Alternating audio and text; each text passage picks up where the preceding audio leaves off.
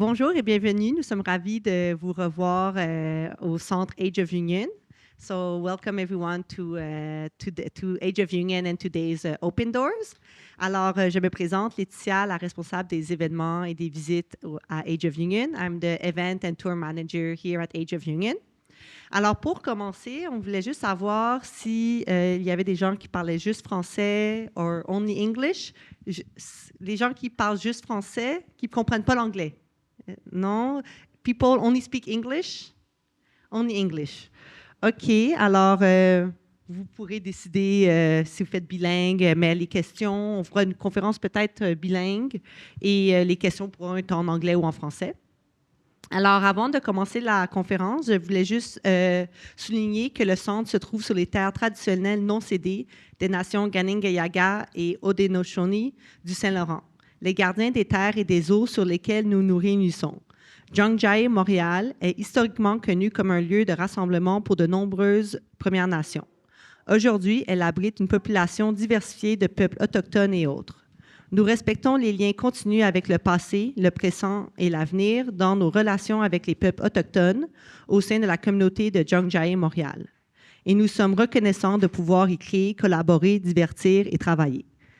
Alors, aujourd'hui, je voulais juste vous informer que bienvenue en fait à la conférence qui se présente The Body as a Tool for Impact. Alors, notre modérateur est Damian et on est accompagné des artistes Margie, Gillis et Mariette, Raina. Alors, je vais passer la parole à Damian. Merci.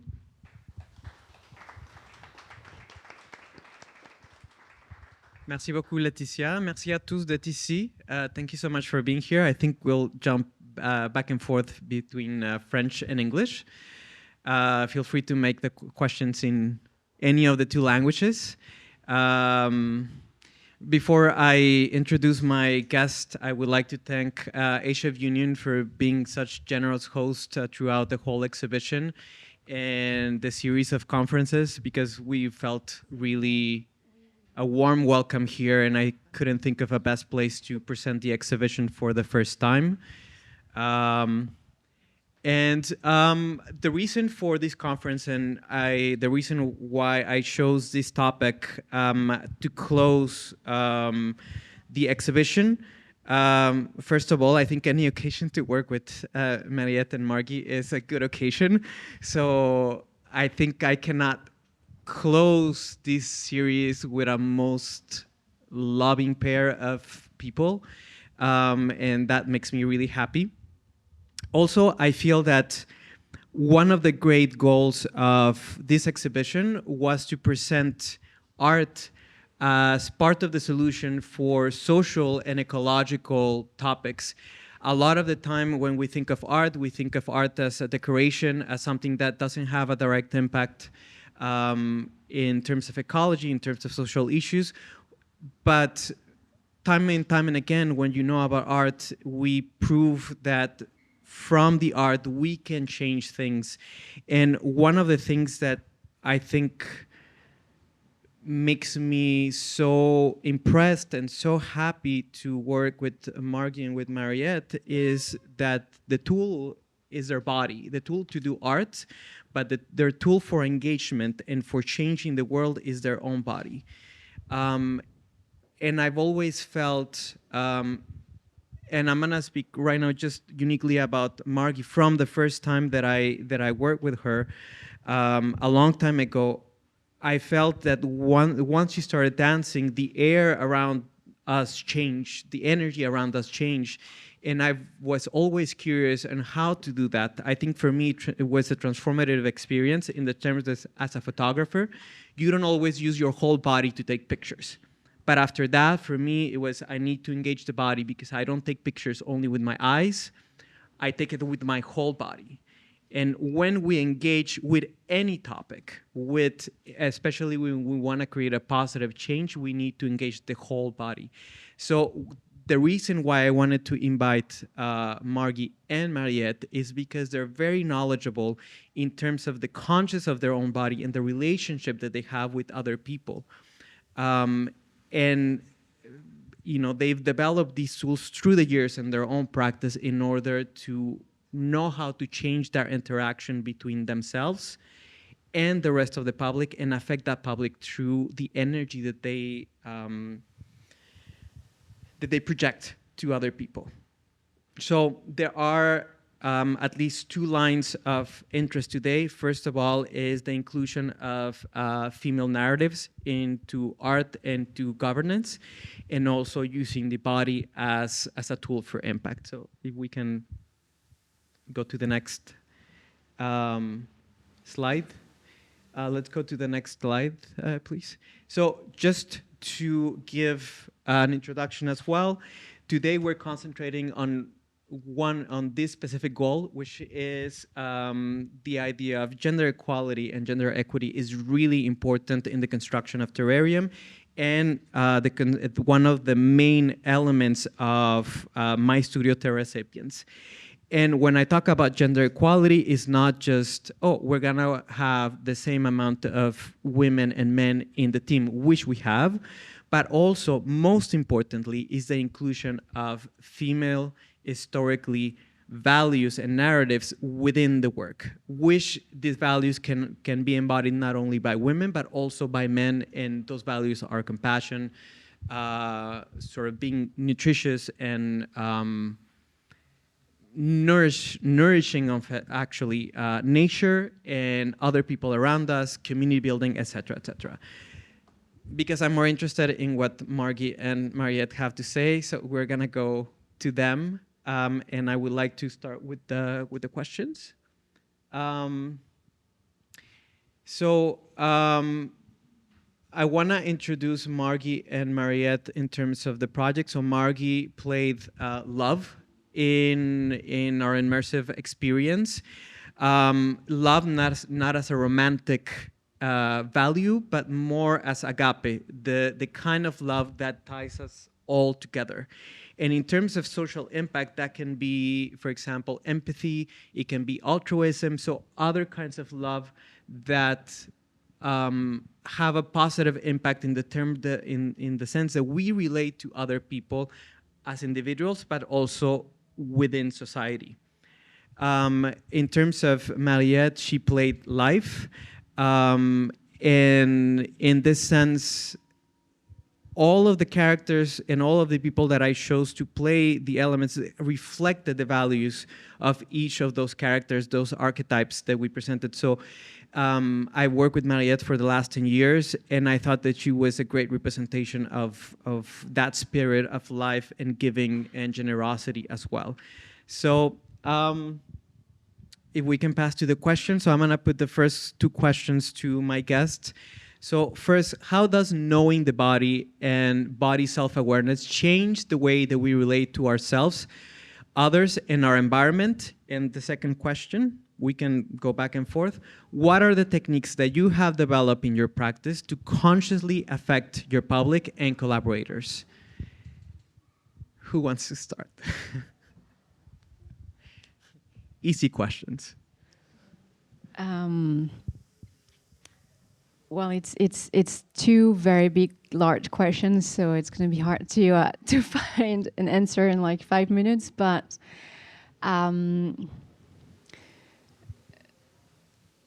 the body is your filter through which you understand and you perceive the world.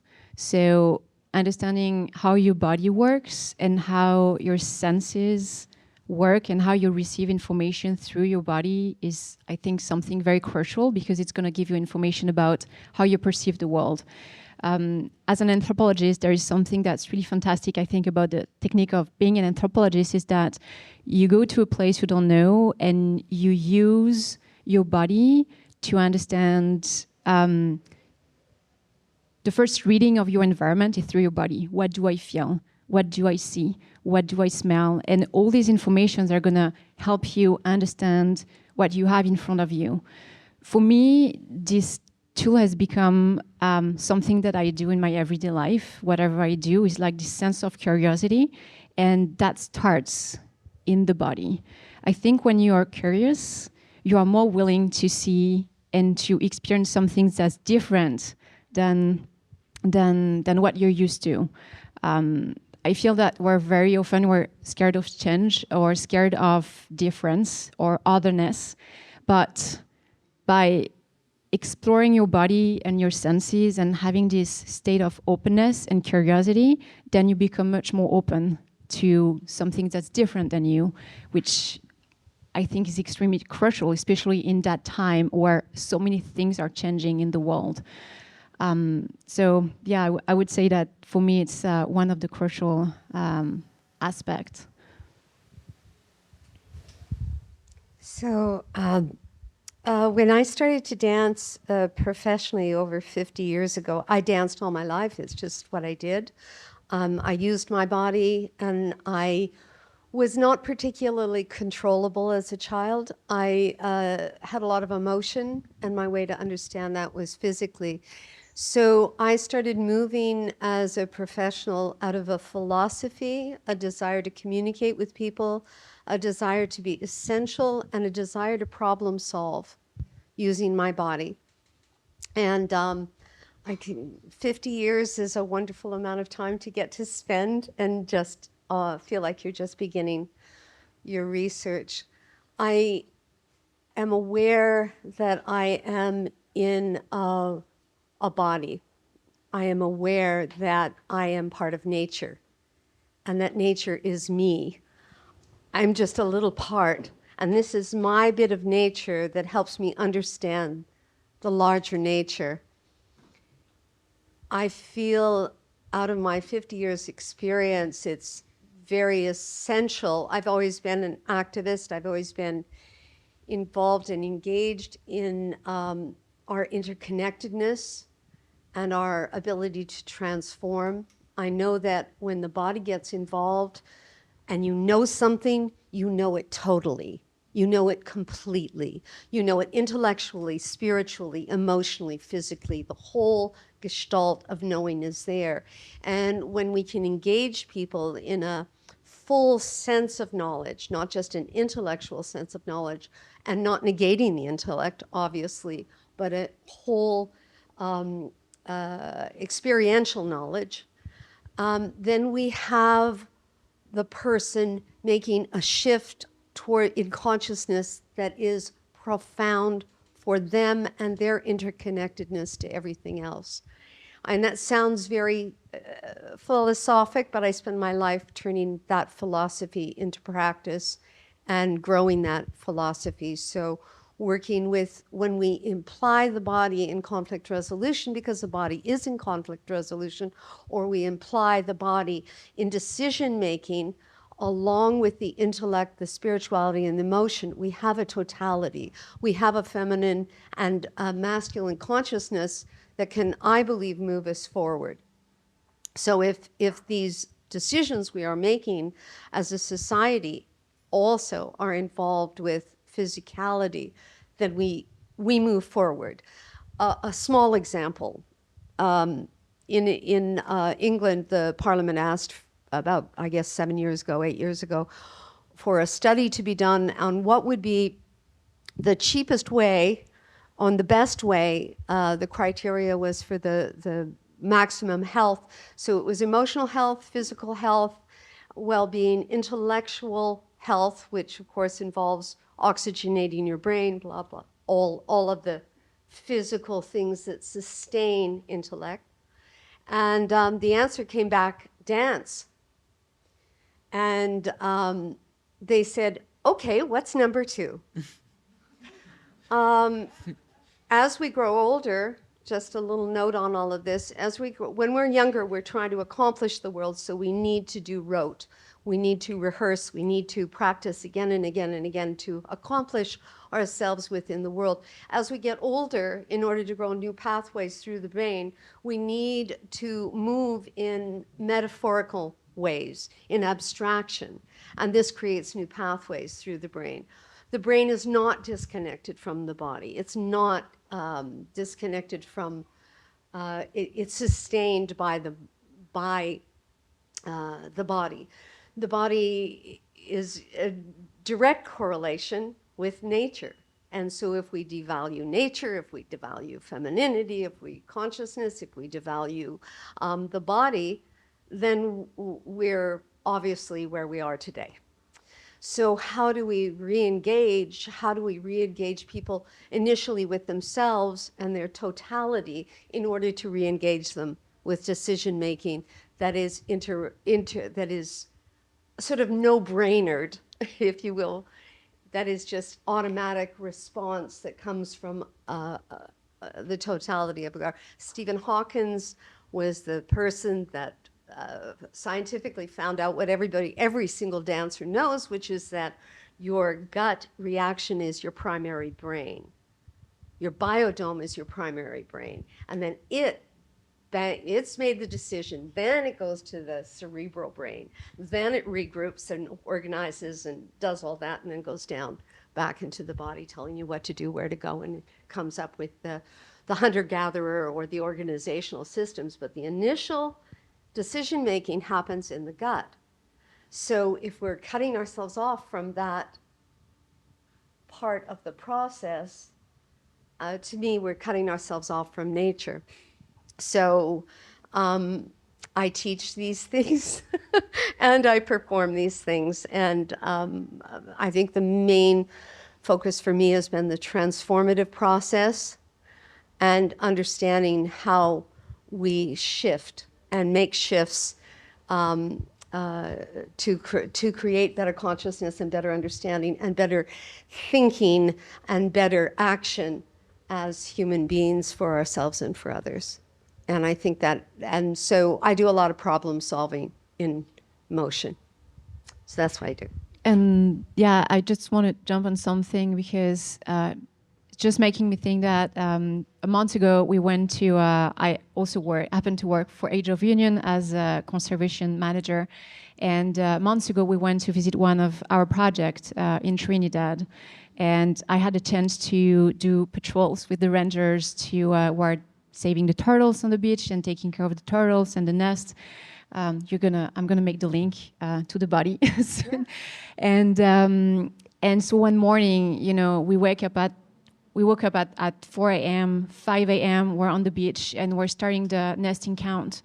And I was observing my ranger walking, not talking at all, and I had to almost run because I wasn't used to really walk that fast on the sand, and he's doing it pretty much every morning. So for him, it was very easy. So I was just carrying my bag, and it was 5 a.m. and I was sweating, and it was really hard, but I really wanted to follow and be silent because I understood that it was really important to be silent and just follow what he was doing. And I was observing everything, like all the mimics and his body moving in that space. And the patrol was like 2 hours, going all the way to the end of the beach and then coming back and counting all the nest and seeing all the baby turtles coming out of the nest and everything. And for me, I had a moment when the sun was rising and I was extremely deeply touched because I was looking at him and he was completely embodying his environment.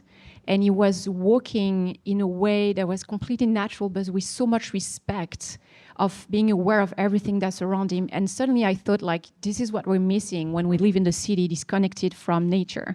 Because we are so much on our computers, sitting on chairs all the time. I feel that, you know, when you look at a tourist or someone who's just in this kind of environment, it's like they're floating above. It's like they're not grounding in the space. Not because it's not their culture necessarily, but because they don't have this body engagement.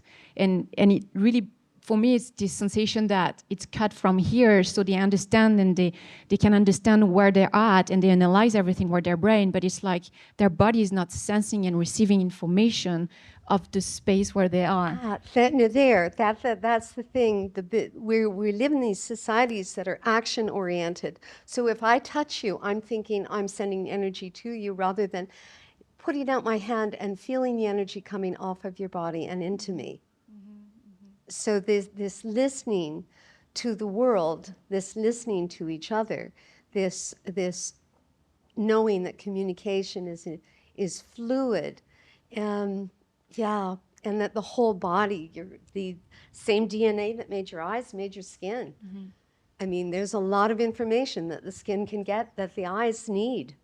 the brain needs for a full understanding of seeing. Because when you use your body as, it's almost like a box of to receive the vibration of the world, you have to listen, you have to stop. You're not, when you're on the brain all the time, you're just thinking about the next step. Where am I going next? And what is the next activity? And you never stop. But when suddenly you come back to your senses, you're connected, it's becoming this whole box of vibration like music, and you're tuning yourself to what's around you. And that's incredibly powerful, because then you find solutions, or you find the next step, but not out of something that's logical that you're thinking, or just running too fast. You become attuned with the time, the right time, the organic time to the body, the organic time to what's happening around you, and you find solutions that are organic to the moment, to the space. You become, I know it's cliche, but you kind of become one in a way, just because you're resonating. It's like tuning yourself. So this engagement with knowing your body, knowing how to listen to your body, is just so important. I think so. Even I absolutely agree with that. I think there's so many portals into getting into the body, that even just through the eyes, knowing that you can. So if the brain is functioning on a more open, spacious model, it has a larger field from which to choose options. It's also physically oxygenating the brain, so the brain can make these choices. You've just got a broader field of it. So if we just take the eye, when you're looking at a precise thing, this necessity vision, you close your eyes, you're looking at the seashell or the bird or the grain of sand, and just focused on that, and then you go out to seeing all the peripheral vision, all the openness, so you're seeing the horizon, you're seeing the breach, what the Buddhists would call blue sky mind, that you go into this larger perspective. And going into the body allows that larger perspective, allows more oxygenation, allows the body to receive, and gives a broader field and a healthier thinking landscape. I want to mention that a lot of the literature's scientific research, some of the things that Margie and Mariette are saying are documented on the website, terrasapiens.studio. So if you need references, literary reference for what we are saying, you can find them there. I could listen to this all day, every day, and I would be super happy. It's just so hopeful. I want to mention two things. The first one is that I'm the parent of a young child. She's 6-year-old. And if you have been in that situation, or you are in that situation, you know that a lot of the conflict that arises with kids this age is that they don't know how to recognize their emotions. They don't know how to read their own body. And as a parent, you need to teach them, like, oh, this is hunger. You are mad because of this experience, right? Because you're feeling either hungry, because you're cold, because you feel a certain level of discomfort. I think that the problem is that after that, a lot of the time we forget that we have that body, and those emotions, we are still embodying those emotions. It's just that we don't know what they are, because we are trained to ignore those emotions. And that's the way we relate to the world. Like, we relate to the world with that discomfort or that happiness that we don't know where it comes from. But if we achieve to identify them and to know that it's an inner experience, it's much easier to not put that in the world, or to put it if we want to put it there. I think another thing that I wanted to say about my experience working with Margie is when we filmed the film, her chapter, I remember, and this is to a lot of people that haven't experienced this, it might feel a little bit philosophical, a little bit woo-woo in a sense, but I remember when she started dancing, and it was almost like we were in a field, open field, and I felt when she started to move. I was maybe 10 meters, 20 meters from her, and I felt the energy just changed completely. It was almost like a physical experience. And I was very intrigued, and I wanted to ask Margie if you are conscious of that. I mean, I'm guessing Yes. she is, obviously. The question is So- not if she's aware of it. It's like, how do you do that? Okay, here's how you do it. That's very simple. Of course, you have to practice. So, if I am letting the energy go down and inside of me, and I'm keeping myself interior, my movement becomes smaller and intimate, and it just stays, and I'm trying to draw your eye to various things. Then I change the energy, so the energy is flowing through my body and out. If I don't exchange the energy with the outside world, I become swamped. I become depressed. So that's great if you're experiencing or trying to share depression. If you're not, and you can't start somewhere else, you have to start with where you are. So I start with what I usually start with, something that I need to shift, and then I allow the energy to change.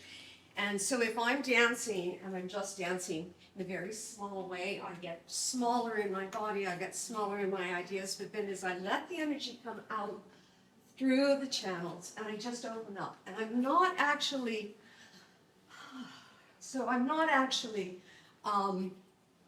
sending the energy to you, I'm sending the energy through you. And it makes it so much easier for me. I have bad knees. I'm 70. I said, there's the wall. I'm going this way. I'm really going that way.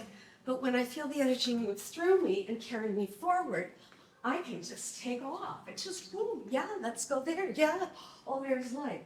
So this is what should blow through you. Open your mind up, breathe through, and feel. It is us. It is us. It's all of us. And I can draw, and if I get tired, I've opened up to the universe and I draw the energy back from the universe and into my belly. I don't know if you can see that, but that's what it is.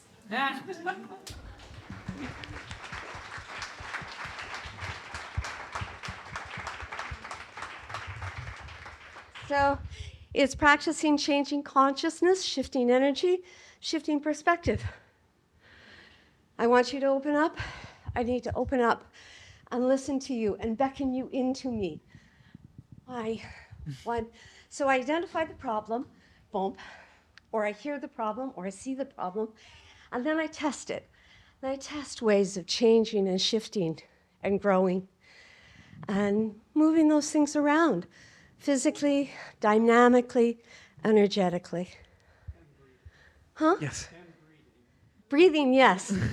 Yes, I'm a little out of breath today. But Margie, can you hold the mic a little closer? Otherwise, it won't Okay. register. Thank you Sorry. so much. I'm so happy. I think I could Sorry. cry. Thank you so much for treating us to that demonstration, Margie. It's just so beautiful. Thank you so much. Thank you. And can I say something? Yeah, of course. Just make me think of something on the other. Margie is telling us about all her experience after 50 years of dancing, and I mean, thank you so much. That was fantastic. And from the other side, when I started working with my body, I was 19 years old, and I was by myself in New York, and I didn't know what to do. I didn't speak English. I didn't have a job, nothing. And so because my grandparents are artists, and I witnessed my grandfather and my grandmother's painting and sculpting, incredible women. I was always fascinated by the body because of them. And I knew there was a mystery I couldn't understand. Something divine, and so I was in New York, and I just got into this art studio, and I'm like, can I model for you? Because I don't speak English, I just have my body. And so they hired me. I've never modeled before, and the first session, I was moving like I thought I should be moving, being extremely shy, and it was terrible. I did such a terrible job. But the second time, they rehired me, thankfully, and the second time there was a teacher. And she's like, oh, we're going to work on movement, and the students are not going to draw just the figure. They're just going to draw the movement. Can you do some movement? I was like, great. I did dance. That's perfect. I feel at ease with dance. And then I started moving.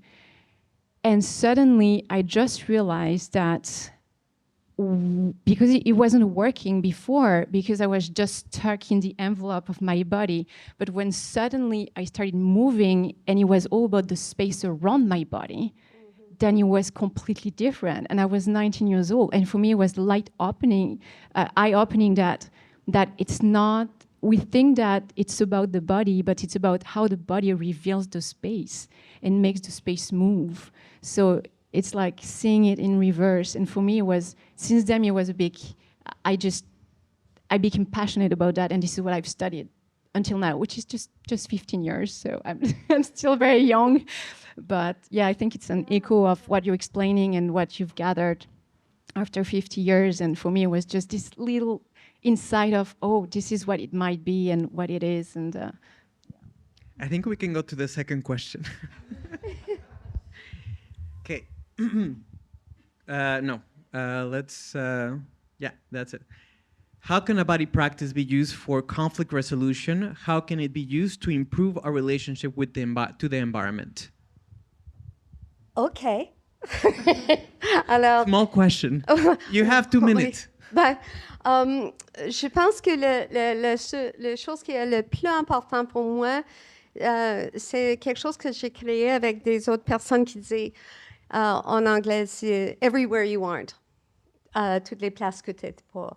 Alors, je trouvais ça, c'est le minimum, c'est le base de le mouvement que je décris. Alors, encore un petit exemple. So come with me, because you just explain this. So, if we're straight on to each other and we're in conflict, not a good idea. You know this with people who've got dementia. If you're doing this, they don't going to listen to you. They're just going to get angry. So you need to.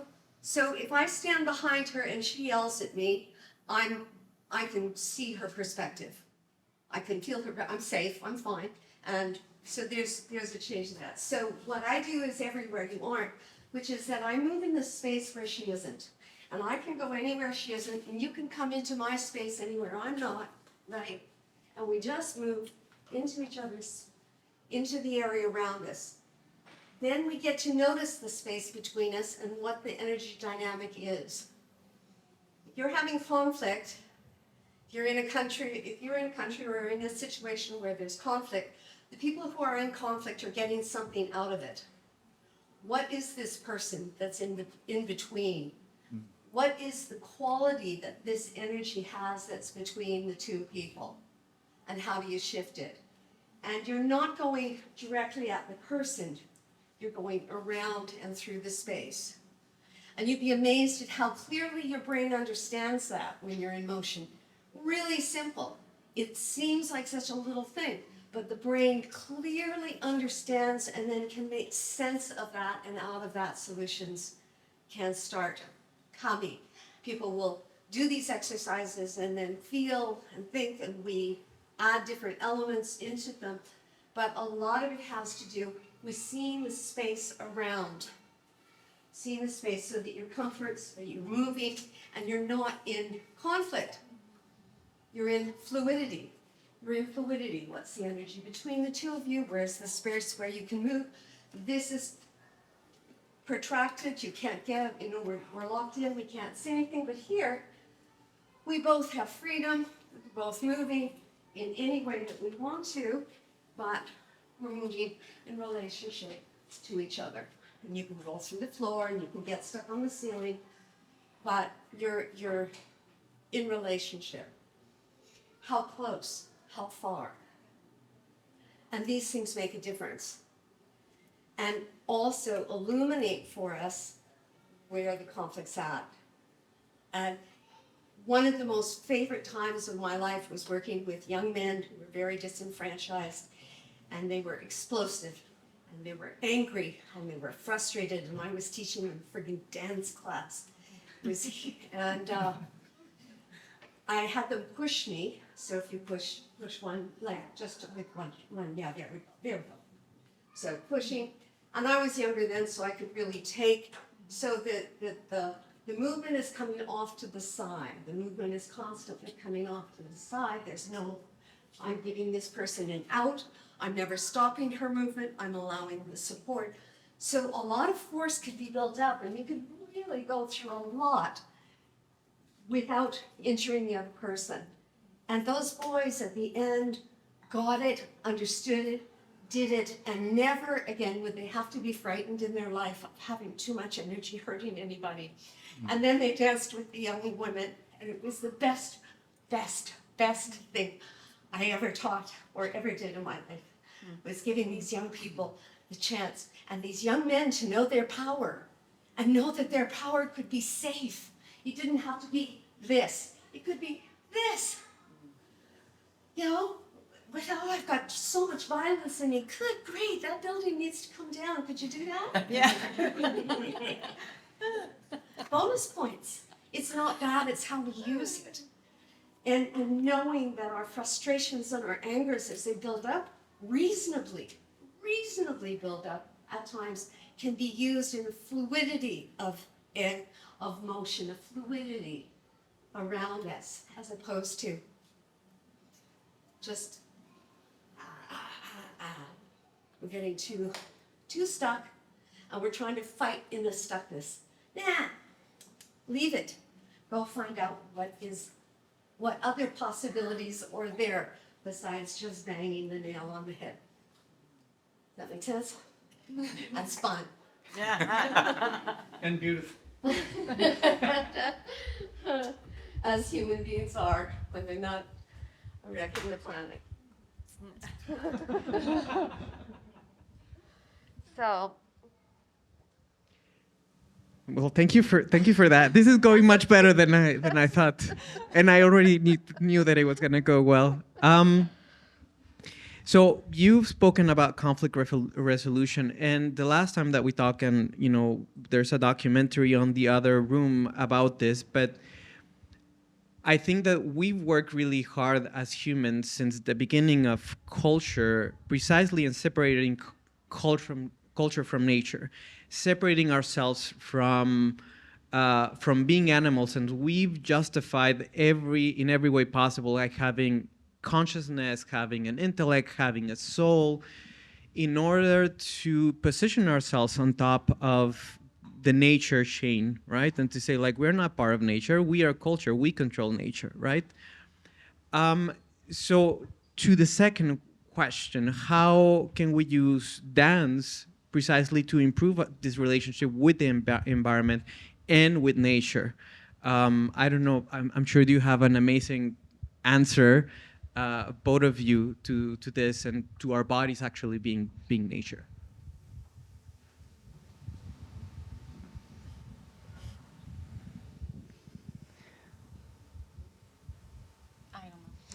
I do. I have a possibility.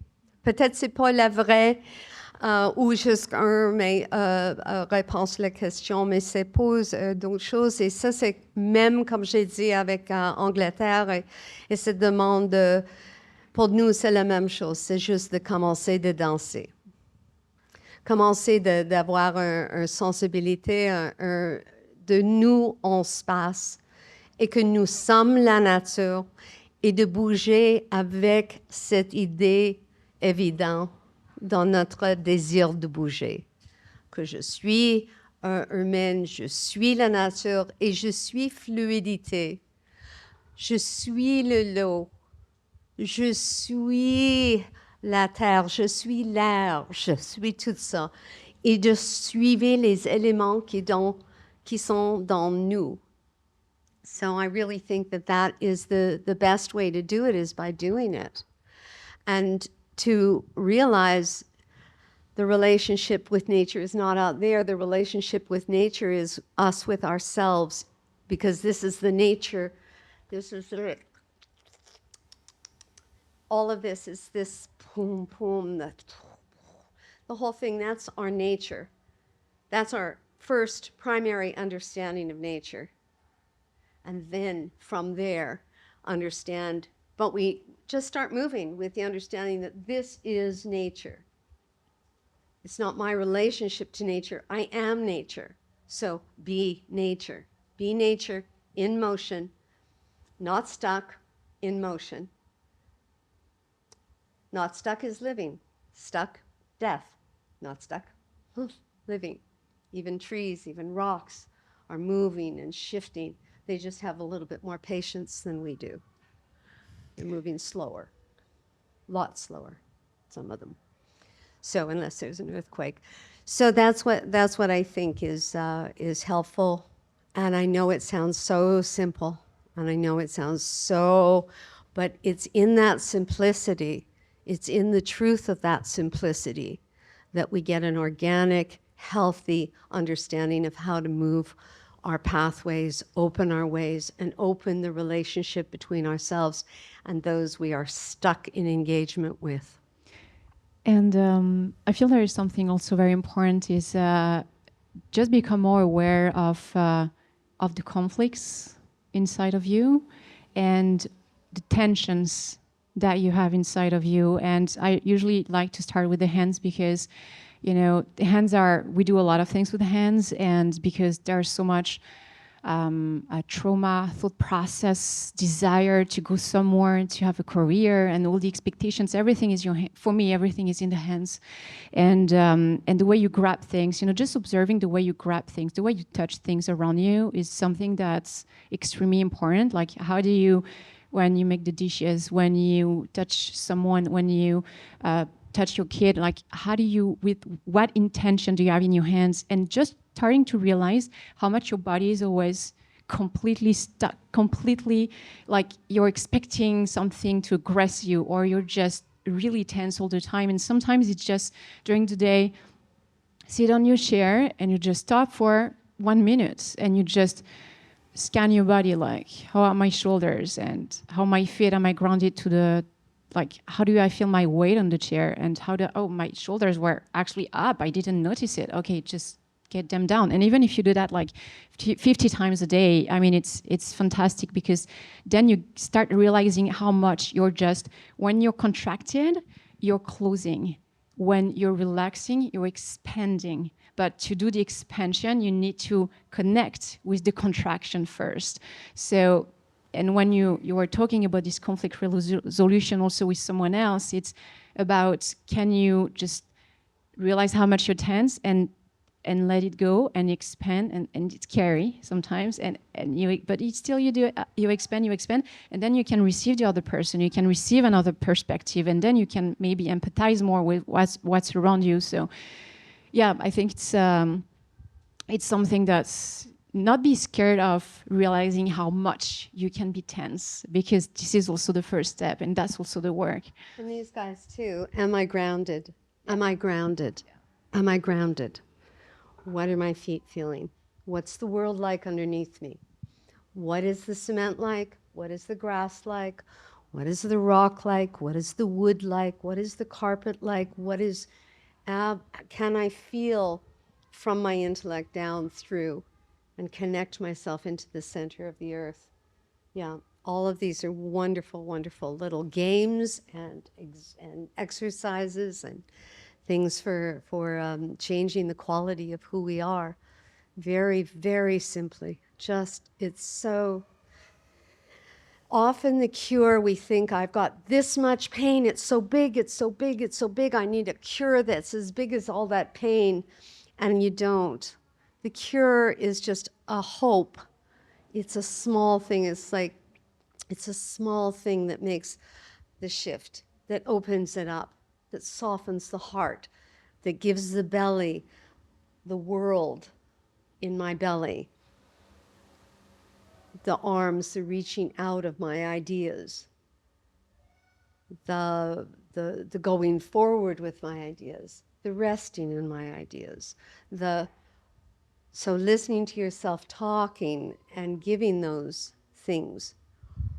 But again, I agree very much that also that you need to identify it before you can shift it. This is stuck, shift it. This is really stuck, and I like, often with pain, we want to get out of pain, and we just keep hitting on the same thing. Sometimes if you push a little deeper into it, you'll rebound out, because as soon as you put movement in the concept, movement in the physicality around the concept, it will start shifting and solution will start coming. So here in the project, for the studio Terra Sapiens, but also for the project Terrarium, we wanted to show different ways of knowing. And I think one of the importance of art, whether it's dance, whether it's you being in the immersive installation over there, there's a way of knowing through the body, which is what we've been talking about, instead of just knowing through the intellect, and having this sort of parallel discourse that is created by science, which it's positioned itself as sort of the major philosophy, and science as the only rational way of knowing the world. But we also need that other way of knowing the world that comes from the margin, that comes from cultures that have been oppressed and systemically kept in the margins, and one of them has been femininity.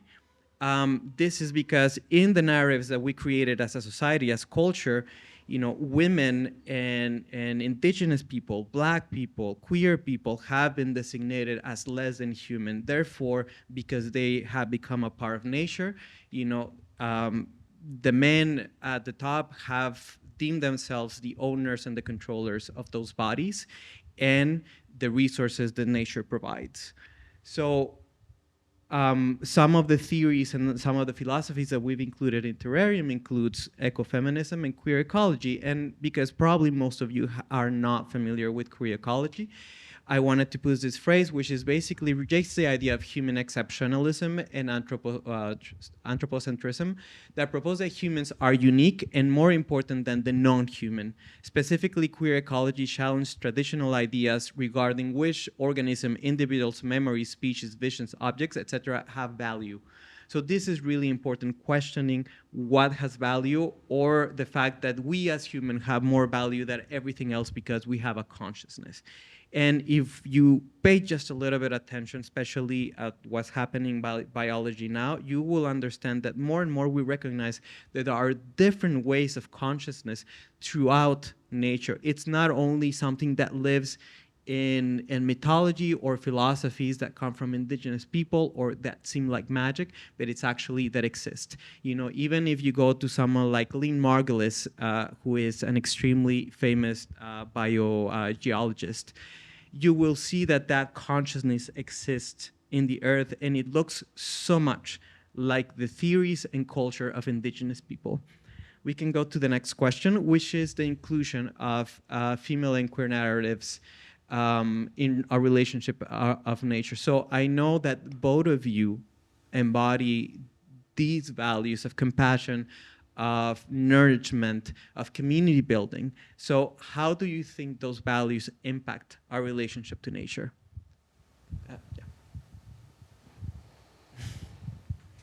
I'm just thinking, I think it was Jung who said that in order for us to move into the new consciousness, we need to give up our specialness and embrace our uniqueness.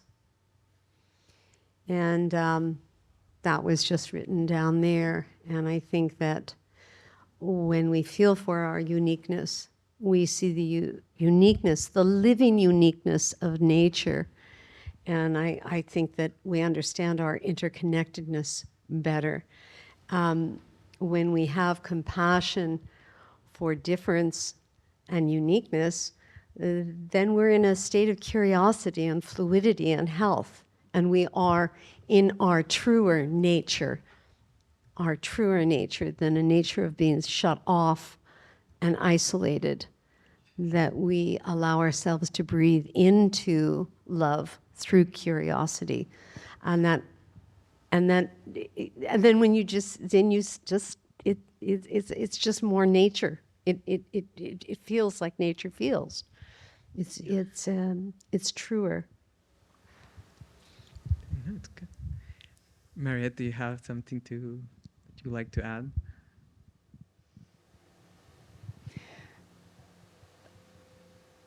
when I was younger, I think I was very masculine in a way that I wanted to, I was like, I wish I was a man. I could do anything by myself. I don't need anyone.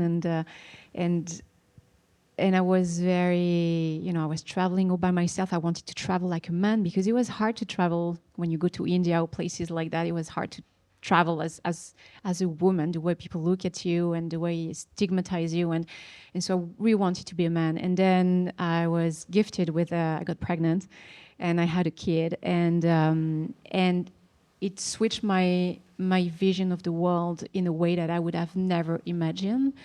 And I think this sensation of compassion that you're talking about, and I really understood what it meant, compassion and love and in life. That character that I embody in this archetype that I embody in your project.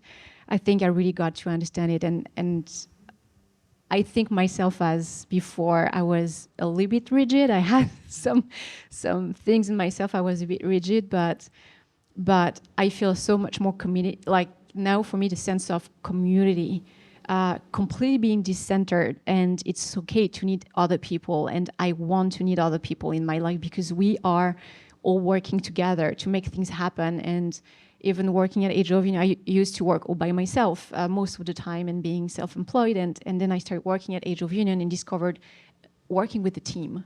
And that's an ecosystem. You start working with an ecosystem, you realize that you're not just growing your team for yourself, for your own purpose, but you're growing because of that project, because it's a project that has values. And so this sensation of caring for the other people in your team, for caring for your community, caring for the environment around you, for me, it was life-changing. It was, I guess this is where I was supposed to be at that moment, but yeah, I think it's crucial. Yeah, we're at that time. We cannot be self-centered anymore. We need to work as communities. We need different communities. We need this vision. I think also when we have our problems, if we take them into nature, nature will tell us very quickly. I was always dancing in nature when I was a child. And obviously, as a professional dancer, I traveled the world in theaters and in cities, and it became a very urban affair. But I think that nature really has a way of helping us understand our trueness, because it is the teacher, not us. It tells us how to transform, how to move, how to shift from stuck to fluid, from into life, and to embrace the uniqueness of, flowers, trees, water, animals. Talk about diversity, talk about uniqueness, talk about the necessity of all these different aspects. I think there's and I must admit that I feel more comfortable with nature in that its teachings are very vivid, but can get past my intellect, because they're so much bigger. It's so much bigger. That knowing is so much bigger than the small knowing I own. I think to pass to the last question, even if it might seem obvious, I think that when we speak about community, we have to make sure that we're not just speaking about humans. It is really important that community, and especially if you see the understanding of community from an indigenous perspective, and I don't mean only indigenous people from North America, but all over the world, it includes non-human people. It includes animals, community of animals, insects, living and non-living community, because we're usually working towards the same thing, which is, finding balance and finding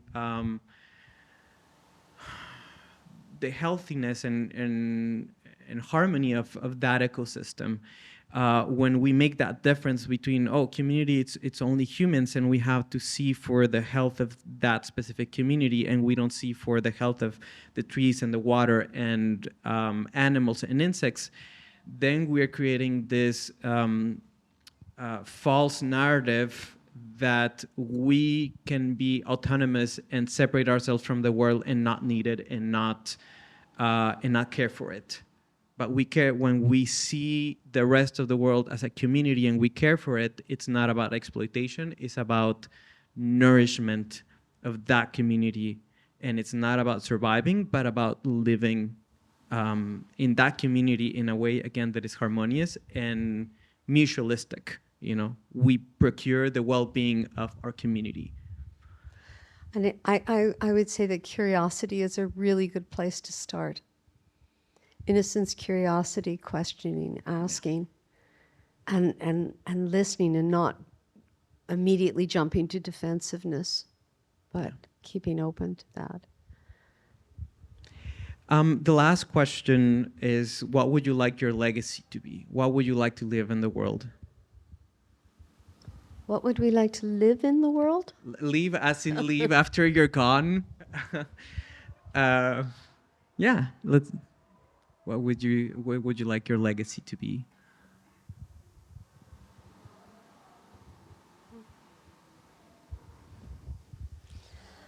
I don't really care if it disappears or doesn't in a kind of. I'm less and less interested in it being historical, and more interested in the fact that I grew and lived my life with integrity and compassion as best I possibly could, and that I valued and cared about the transformative process and about understanding the world and bringing people to healing and bringing people to a joy in their humanity, whether that was on stage or by teaching. And then I nailed 70. I got here. I just feel so grateful for that.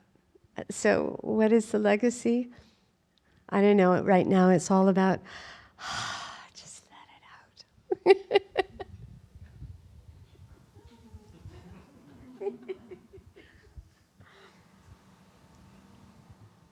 Well, I don't think that I can speak about legacy at that point of my life. A bit too young. But no, I think there's a ripple effect also that sometimes we influence people without knowing it even.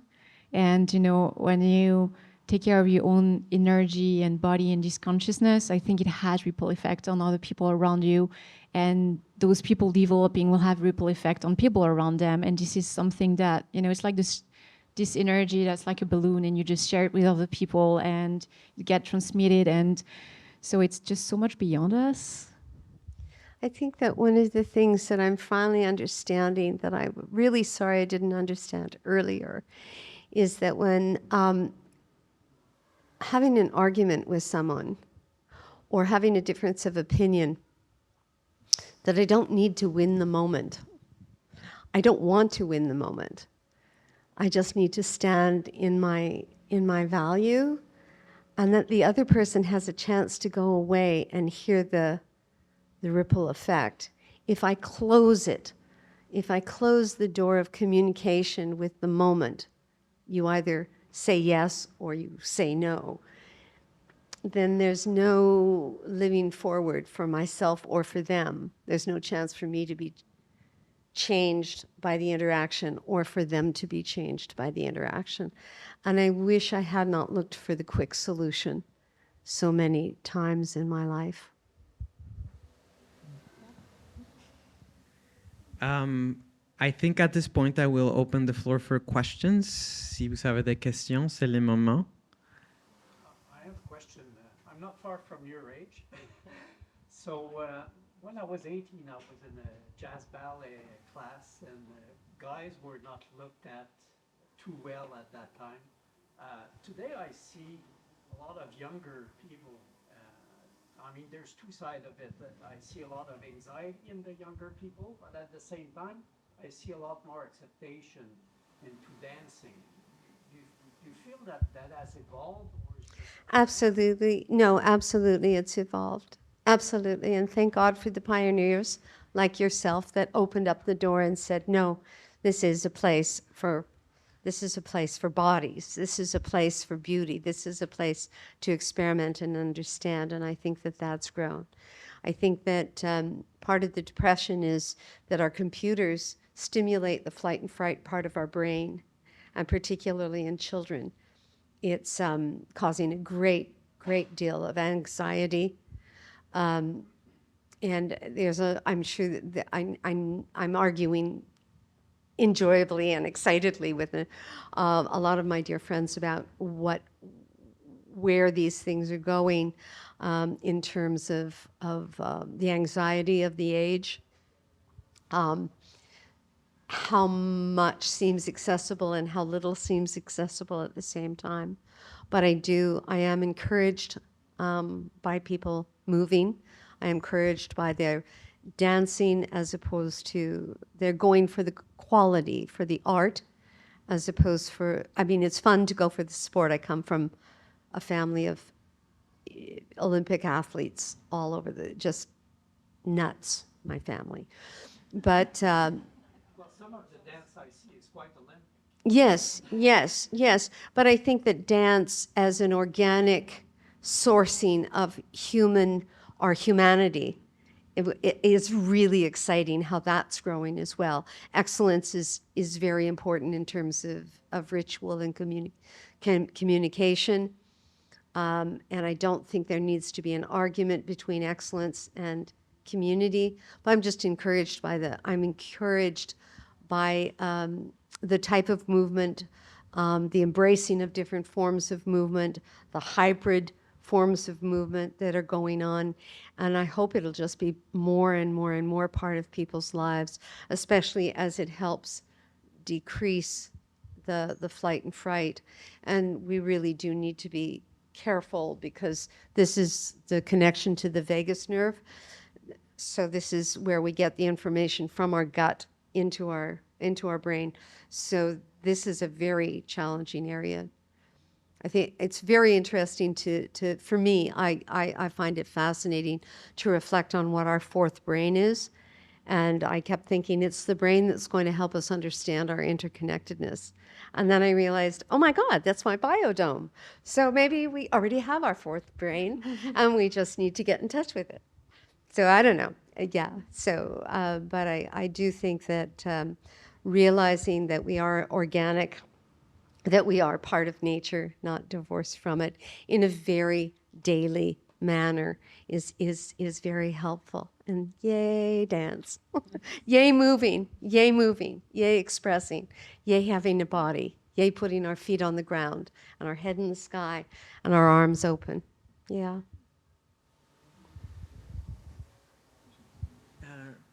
We're here, and then Leticia.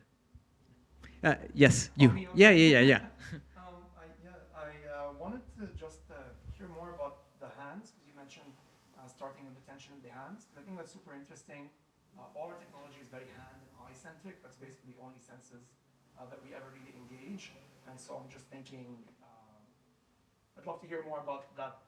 How do we discover tension through that and loosen it up, and what does it mean to only interact with our hands and ignore everything else with modern computers and interfaces?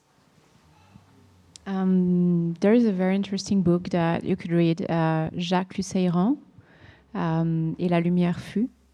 I think it's also in English.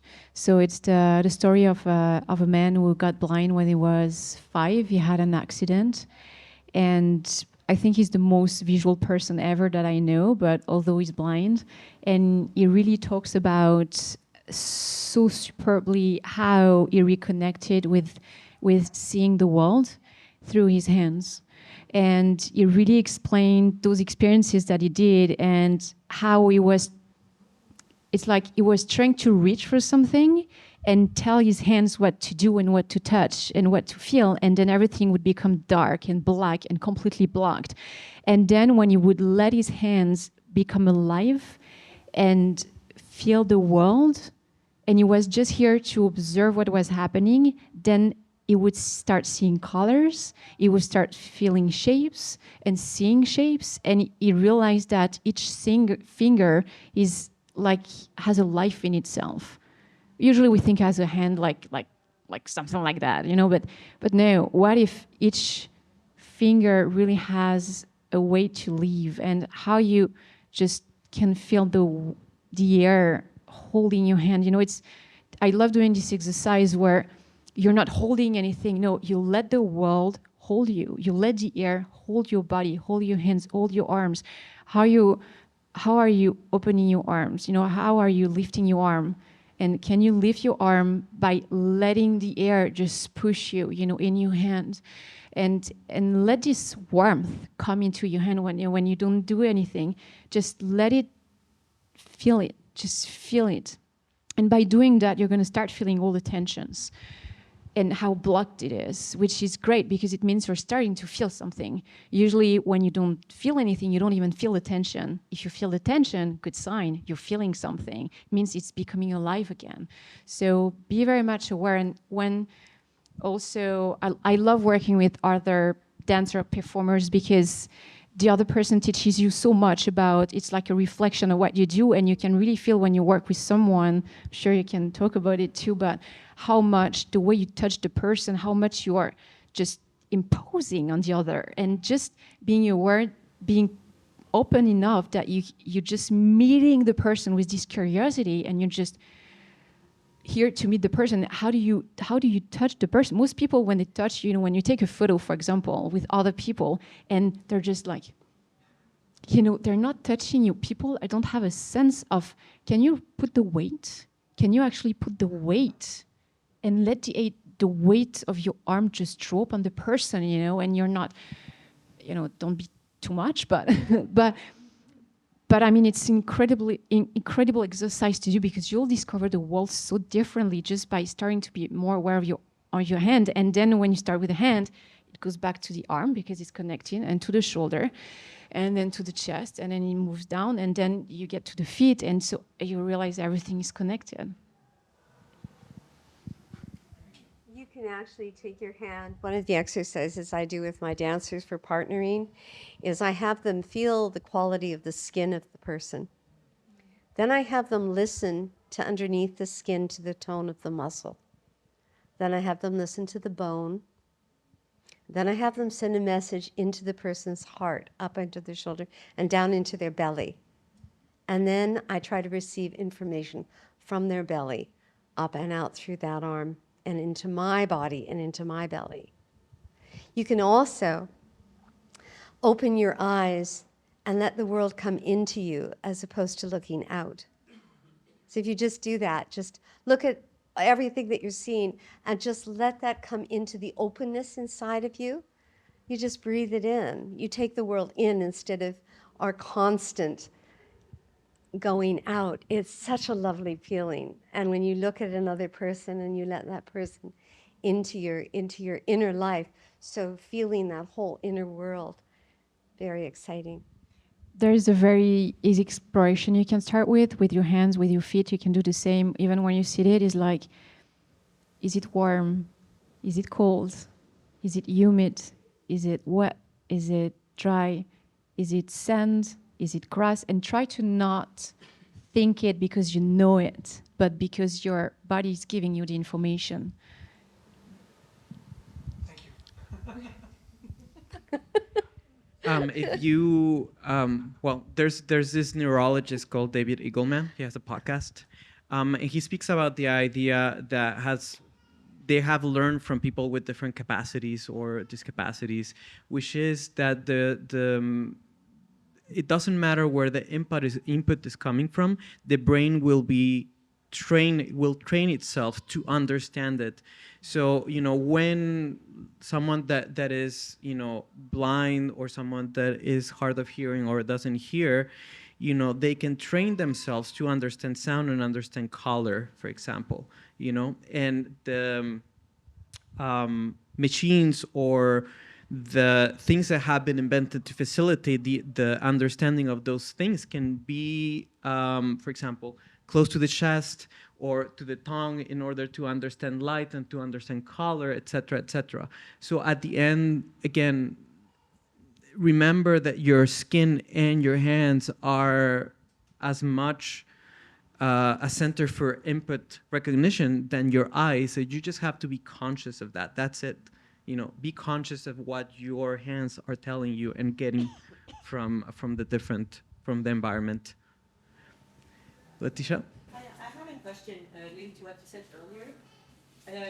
As imagine most of us here are not dancers or not very agile with their bodies, what would be one tip that you would give us leaving today to use their body and try to reconnect with nature, even though we live in an urban environment? Explore your awkwardness. We all have it. And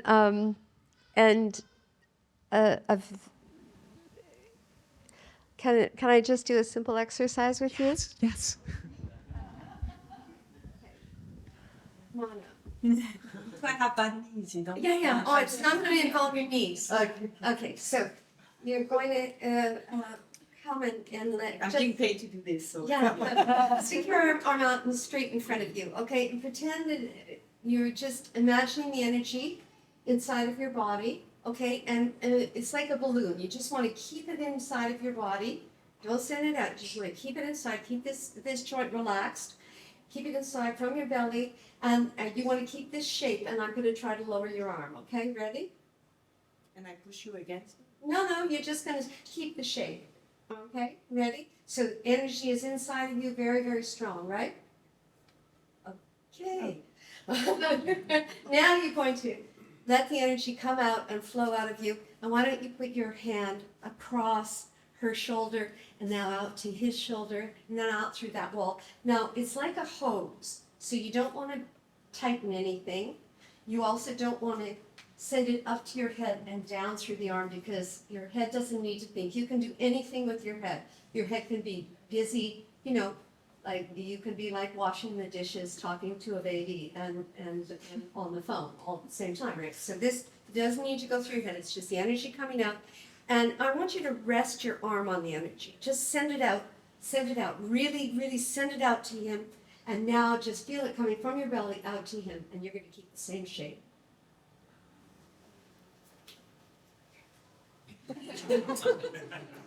You are connected to everything.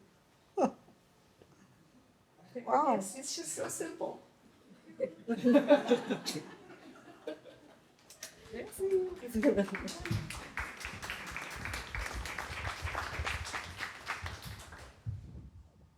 I'm not a dancer, so I'm taking more than I should, but I've been photographing dancers for 20 years. And I photograph people that are non-dancers. I recognize there is a mastery and education to become someone like Margie or someone like Mariette that has beautiful control over their bodies. But what I can say is there is an elegance and a beauty to everyone's movement. And dancing is just an extension of that natural movement that you have of your own body language. It doesn't have to be contemporary dance or salsa or ballet. It doesn't have to be professional in order for you to move around the world and to have that consciousness. It's just a matter of that self-awareness and recognizing the beauty of how you move through the world.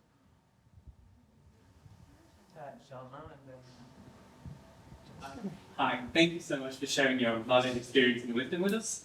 I'm interested in the body moving in relationship with the environment, with the natural or city environment, whichever. And you were mentioning things like I am water, I am the earth, I am the plants and the trees. And I was wondering, what was your relationship with ideas of identification, ideas of the sense of self, and otherness in this type of relationship with the environment, within movement? I don't think I'm going for otherness. I think I'm going for interconnectedness. When I'm as a child and as I've grown, and for an understanding.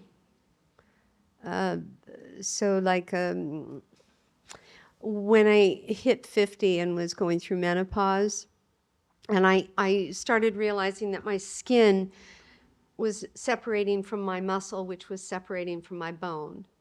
So if you had grabbed my arm when I was a younger person, all of me went. But as an older person, the skin would it's just a little bit more, everything is a little looser. And I was trying to understand aging, and I just was not getting it. I was looking at a whole bunch of books, and I really just was really having trouble understanding it.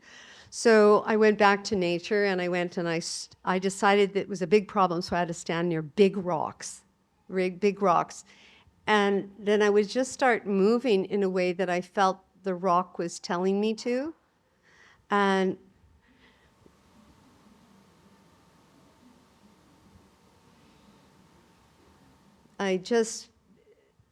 suddenly I understood. I was back in life. I was back understanding that I was part of a transformative process, and that these aspects of it were slower now, as they were for the rock, or were for a tree. But the rocks, anyway, gave me a sense of patience, a sense of understanding. Now, those are all intellectual capacities that were provoked by the actual experience of in tuning and believing that nature had the answer for me where I couldn't. And I understood it more completely than I did intellectually. Because a lot of times, I get that, but I can't make the shift. I know what I should do. Damn, but I'm not doing it. What shit. And then to be able to really have the gestalt of it. So it is not, it's an attunement. It's a going and letting that information penetrate me and penetrate my muscle and my bone and just penetrate whatever consciousness I have, and opening myself to it. And then the intellectual storyline becomes true and clear and further. Does that make sense? It does. I understand it as the relationship that we make out of all the information that our body is receiving thanks to the tuning in, and thanks to the interconnectedness that we're creating in the environment.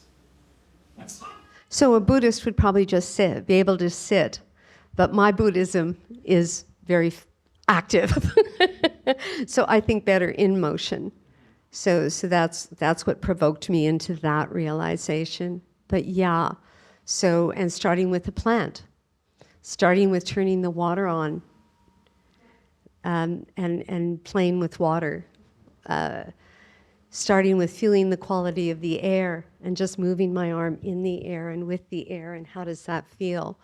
Or sunlight, or just going sensual, just turning on my inner cat, if you will, but drawing the information in with specific questions for the environment. Specific questions so that it's telling me, I can't make this happen. How do I explore and understand this problem? Because it's not only coming up with a solution, but it's also understanding and separating and allowing the problem to breathe and live. And I think they're not even calling it conflict resolution anymore. It's just conflict transformation. Shifting the dynamic. Il y avait une dernière question. Oui, j'avais une question. Quand vous aviez fait la première démonstration de danse, la deuxième avec Mariette, Oui. Ça me rappelait un peu quand on danse le rock'n'roll. Oui. Parce que c'était justement les mouvements et une certaine coordination, et on tourne, etc. Donc, il y avait ce lien-là qui se crée entre les deux partenaires. Je voulais savoir, puis l'autre exemple de danse que vous avez fait, le premier, c'était très fluide. Donc, vous allez capter l'énergie ou la transformer, etc. Quand on observe les danses que l'on voit présentement, je sais pas moi, au Chiaga, hypersonique ou supersonique, là, je sais pas comment ça s'appelle, où les gens sautent tout le temps. Ils sont vraiment en des sauts constants sur place. Vous parlez de la nuque, des problèmes. Est-ce qu'il y a un lien avec la nature ou c'est une fuite de la nature, ce genre de danse-là? Où il y a quelque chose à trouver, une énergie à trouver dans l'ensemble des gens qui font ce même geste. Je pense que tous les gestes, on est la nature, alors c'est dans la nature. Mais est-ce qu'on est en train de guérir quelque chose ou d'exprimer quelque chose?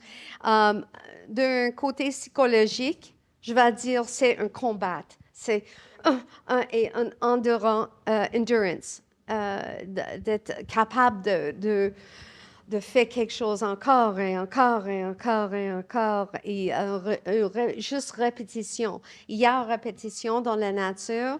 Peut-être c'est le temps d'aller voir ça, mais à ce moment, avec le vie qui change beaucoup et les choses inquiètent où on va bien, d'avoir une sensibilité de répétition, ça donne une confiance. C'est comme Gertrude Stein. La répétition, ça donne une assurance à la système nerveux que vous êtes correct. Je vais sauter à la maison.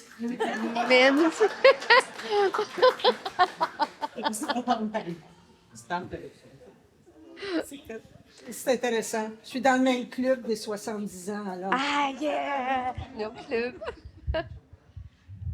With that, we're going to close the conference. Because it's the last conference, I would just like to leave you with some homework, if you will, or some personal reflection. And I wanted to end with this phrase: what will guide your relationship to creating a better future, love or fear? And I ask this because most of the time when we hear about climate change and about social issues, a lot of the time that we relate to those topics, it's through fear. And I mean, we have reasons to be fearful. You know, we have the fires on the other side of the coast. We hear about floodings, et cetera, et cetera. So there's a reason to be fearful. But at the same time, at least personally, and at least through the work that I'm doing with these fantastic collaborators, it's a matter of love. It's a matter of falling in love with nature and recognizing that there's no otherness, that there's no nature and I, as Margie said, is just us. It's just I am nature. There's a love for that nature and a love for myself, and I have an interest in protecting what I love. So imagine that I was putting this example to a friend just today, that you are in your home and someone enters in and is someone that you don't know. Do you decide to defend yourself or to let that person just go around, grab what they need, go away, and not engage in that conflict? And that probably would come from fear, right? Just, I'm not going to engage with that person. But once, let's say that someone you love in that home, then you are invested in protecting that person, right? You engage with that conflict because there's so much love that you want to protect that person. That, for me, that is the way that I want us to relate to nature, not from confrontation to something extraneous and to something, a force that it's powerful against a true conflict, but through love, through defending something that is the most important thing to us. If you talk to someone that is a specialist in clouds, they will tell you that clouds are not objects, they're events. Because it's very hard to define where they begin and where they end. You know, the molecules spread throughout the air and they mix and eventually they dissipate. So we could say the same about humans. You know, there's enough space between the molecules in our bodies to consider ourselves as events. So my question to you is, what kind of event do you want to be to the world and to other people? Just, we're gonna stay here if you want to ask questions, but I want to thank first you for coming here and seeing the exhibition. I want to thank Mariette and Margie for being here and for the privilege of collaborating with you. It's been so lovely. I want to thank as well Elena, who's in the back, who has been make just possible Terrarium, and I'm just so incredibly grateful to her. And just thank you so much. Please enjoy the exhibition. And again, you can make a change from wherever you are. You don't have to be someone powerful to make a change. Thank you so much.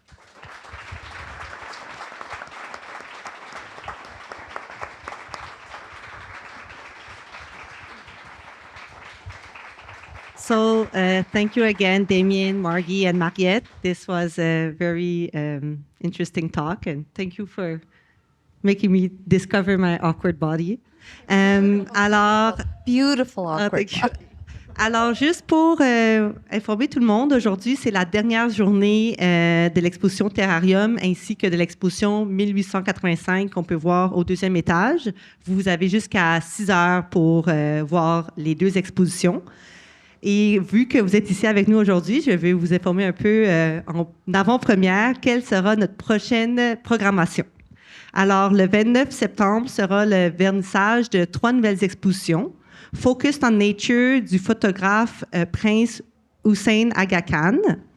Il y aura l'exposition Regard vers l'avenir de l'artiste Inuk Catherine Takpani et l'exposition Là où se pose la lumière de l'artiste autochtone Mélanie Obomsawin. Alors, on vous attend le 29 septembre. Mettez la date à votre agenda et au plaisir de vous revoir très bientôt. Bonne fin de journée. Merci.